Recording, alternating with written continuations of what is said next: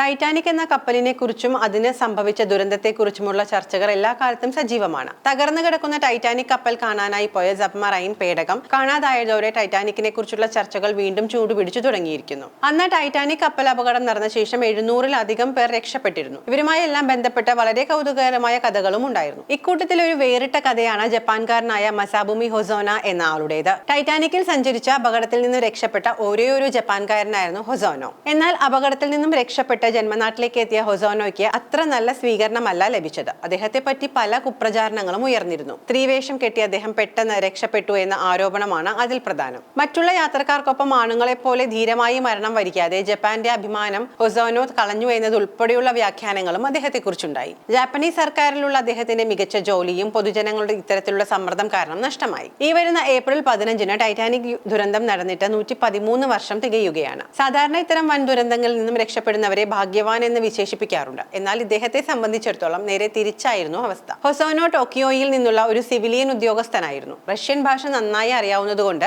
Russian state railway സംവിധാനത്തെക്കുറിച്ച് പഠിക്കാൻ Japan government അദ്ദേഹത്തെ റഷ്യയിലേക്ക് അയച്ചു. റഷ്യയിൽ 2 വർഷം താമസിച്ച ശേഷം ഹൊസോനോ ലണ്ടനിലേക്കും തുടർന്ന് സൗത്താംപ്ടണിലേക്കും പോയി. അവിടെ നിന്നും 1912 ഏപ്രിൽ 10-ന് 2ാം ക്ലാസ് യാത്രക്കാരനായി ടൈറ്റാനിക്കിൽ യാത്ര തിരിച്ചു. ആ രാത്രി കപ്പൽ മഞ്ഞുമലയിൽ ഇടിക്കുമ്പോൾ ഹൊസോനോ ഉറങ്ങുകയായിരുന്നു. ക്യാബിന്റെ വാതിലിൽ ഉറക്കെ മുട്ടുന്നത് കേട്ടാണ് അദ്ദേഹം ഉണർന്നത്. വേഗം പുറത്തേക്ക് ഓടി. കപ്പൽ ജീവനക്കാർ ഒരു വിദേശി എന്ന നിലയിൽ ഹൊസോനോയോട് ലൈഫ് ബോട്ടിൽ നിന്ന് കുറച്ച് അകലെയുള്ള കപ്പലിന്റെ താഴത്തെ ഡെക്കിലേക്ക് മാറാൻ നിർദ്ദേശിച്ചു. ലൈഫ് ബോട്ടുകളിൽ രക്ഷപ്പെടാൻ സ്ത്രീകൾക്കും കുട്ടികൾക്കുമായിരുന്നു അവർ മുൻഗണന കൊടുത്തത്. എന്നാൽ അപായ സിഗ്നൽ നൽകാൻ വെടിയുതിർത്തതും ഒപ്പം മിന്നൽ പിണറുകളും ഭയപ്പെടുത്തുന്ന ശബ്ദങ്ങളും കാരണം പുറത്തു വരാൻ കഴിഞ്ഞില്ല എന്നതാണ് അദ്ദേഹം പറയുന്നത്. മുകളിലത്തെ ഡെക്കിലേക്ക് മടങ്ങിയ അദ്ദേഹം അവസാന നിമിഷത്തിനായി സ്വയം തയ്യാറെടുക്കാൻ ശ്രമിച്ചു. എന്നാലും സാധ്യമായ ഒരു അവസരത്തിന് വേണ്ടി കാത്തിരിക്കുകയും ചെയ്തു. 10ാം നമ്പർ ലൈഫ് ബോട്ടിൽ ആളെ കയറ്റുന്നത് നോക്കി നിൽക്കുമ്പോൾ ഒരു ഉദ്യോഗസ്ഥൻ 2 പേർക്ക് കൂടി കയറാമെന്ന് ഉച്ചത്തിൽ പറഞ്ഞതോടെ തന്റെ ഭാര്യയെയും കുട്ടികളെയും കാണണമെന്ന അതിയായ ആഗ്രഹത്താൽ മുന്നിൽ കയറിയ ഒരാളുടെ പിറകെ അദ്ദേഹവും ലൈഫ് ബോട്ടിൽ കയറി. നല്ല ഇരുട്ടായതുകൊണ്ട് അതിൽ കയറിയത് പുരുഷനാണോ സ്ത്രീയാണോ എന്നൊന്നും ജീവനക്കാരും നോക്കിയില്ല.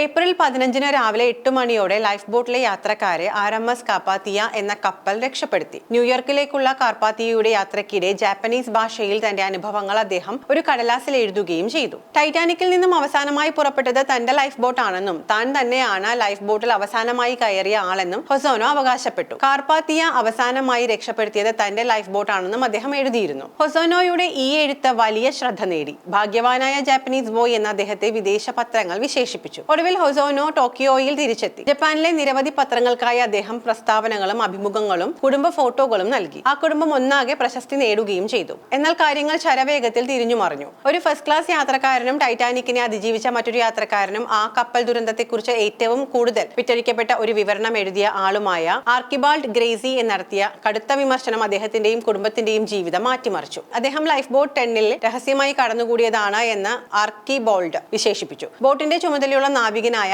ഏബിൾ സീമാൻ എഡ്വേർഡ് ലൂബിയും പറഞ്ഞത് ഹൊസോന ലൈഫ് ബോട്ടിൽ കയറാൻ ചിലപ്പോൾ സ്ത്രീവേഷം ധരിച്ചിരിക്കാം എന്നാണ്. അതോടെ നേരത്തെ പുകഴ്ത്തി പറഞ്ഞ അതേ ജാപ്പനീസ് പത്രങ്ങൾ ഹൊസോനയെ പരസ്യമായി വിമർശിക്കുകയും വല്ലാതെ കുറ്റപ്പെടുത്തുകയും ചെയ്തു. അനേകം പേർ അപകടത്തിൽ മരിച്ചപ്പോൾ അദ്ദേഹം ചെയ്ത പ്രവൃത്തിയിലൂടെ ജപ്പാനെ ലോകത്തിന് മുന്നിൽ നാണം കെടുത്തിയെന്ന് വരെ കുറ്റപ്പെടുത്തി. തുടർന്ന് ഹൊസോനോയുടെ ജോലി നഷ്ടപ്പെടുകയും ബീരു എന്നൊരു പേര് വരികയും ചെയ്തു. അവിടുത്തെ സ്കൂൾ പാഠപുസ്തകങ്ങളിൽ അവരുടെ ആൺകുട്ടികൾ ആകാൻ പാടില്ലാത്ത ഒരു മാന്യതയില്ലാത്ത മനുഷ്യൻ എന്നതിന്റെ ഉദാഹരണമായി അദ്ദേഹത്തിന്റെ കഥ നൽകി. സ്ത്രീകളും കുട്ടികളും ആദ്യം എന്ന പ്രോട്ടോകോൾ പാലിക്കാത്ത ഹൊസോനോയെ ജാപ്പനീസ് സമൂഹത്തിന്റെ പരിഹാസപാത്രമായി മാറുകയും ചെയ്തു. പക്ഷേ ജപ്പാൻ ഗവൺമെന്റിന് ഇത്രയും പരിശീലനം ലഭിച്ച ഒരു വിദഗ്ധനെ ഉപേക്ഷിക്കാൻ കഴിയുമായിരുന്നില്ല. വിദേശത്ത് ഗവൺമെന്റ് സ്പോൺസർ ചെയ്ത പഠനം കഴിഞ്ഞ് തിരികെ എത്തിയ അദ്ദേഹത്തെ 1913 ജൂൺ മാസത്തിൽ ആദ്യം കരാർ അടിസ്ഥാനത്തിലാണെങ്കിലും വീണ്ടും ജോലിയിൽ പ്രവേശിപ്പിച്ചു. 1939 മരണം വരെ അദ്ദേഹം ആ ജോലിയിൽ തുടരുകയും ചെയ്തു. ഹൊസോനോയുടെ കഥ പതിറ്റാണ്ടുകളായി അദ്ദേഹത്തിന്റെ കുടുംബത്തിന് നാണക്കേടായി തുടർന്നിരുന്നു. 1990-കളുടെ അവസാനത്തിൽ ജെയിംസ് കാമറൂണിന്റെ ടൈറ്റാനിക്കിന്റെ പശ്ചാത്തലത്തിൽ അദ്ദേഹം എഴുതിയ കത്ത് മാധ്യമങ്ങളിലൂടെ പുറത്തുവിട്ടു. അങ്ങനെ ജപ്പാൻകാർക്ക് ഹൊസോനോയോടുള്ള ബഹുമാനം വീണ്ടും സ്ഥാപിച്ചു കിട്ടാൻ 1997 ഇറങ്ങിയ ജെയിംസ് കാമറൂണിന്റെ ടൈറ്റാനിക് എന്ന സിനിമ തന്നെ വേണ്ടി വന്നു.